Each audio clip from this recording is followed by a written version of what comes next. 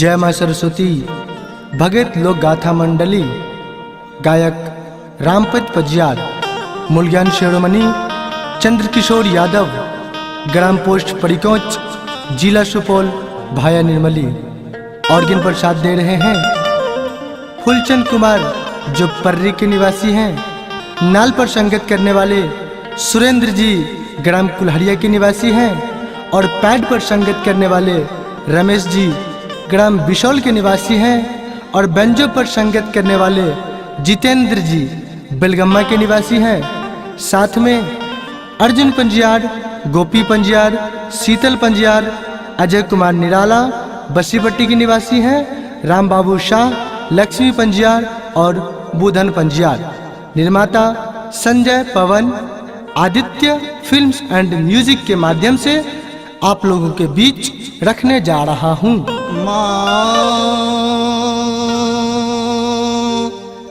आई है माँ जग के जननी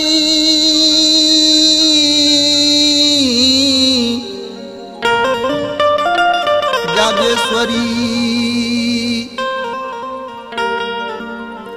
माँ जग में विनती करहु बारंबार।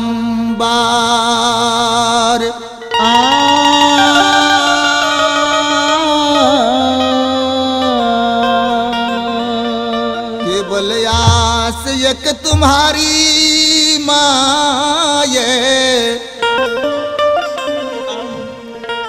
माँ लगा दी हो बेरा परसिया। चंद्र शंकर जी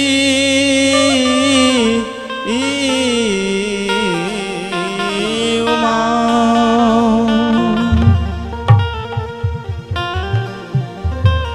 एक बार बोलिए जगत जननी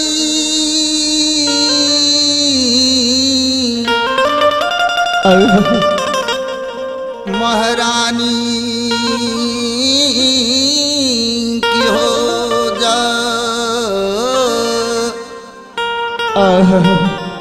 जय हो भगवान। एक माँ के वंदना के बाद फिर भगवान की भक्ति होना चाहिए।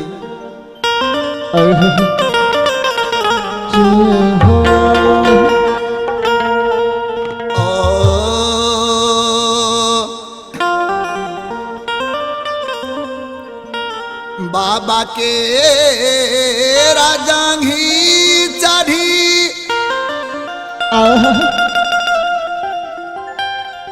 बैठल धिया गहीला ये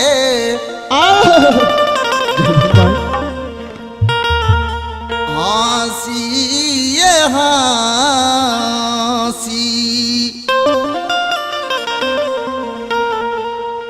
देवी माये बाबा से करइए जबा बस हंसी हंसी।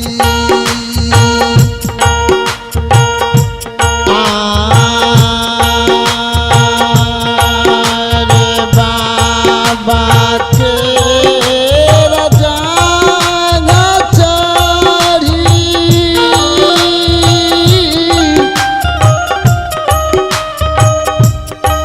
आए बैठल गहिल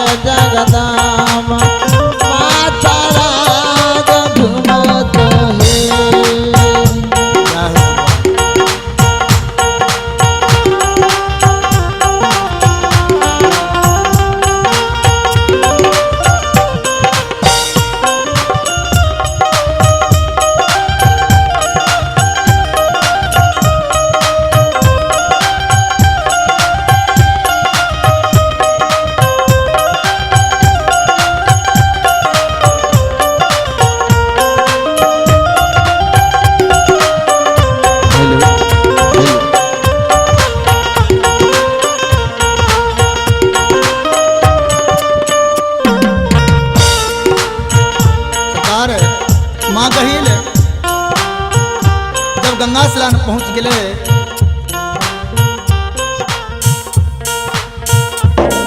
यही पार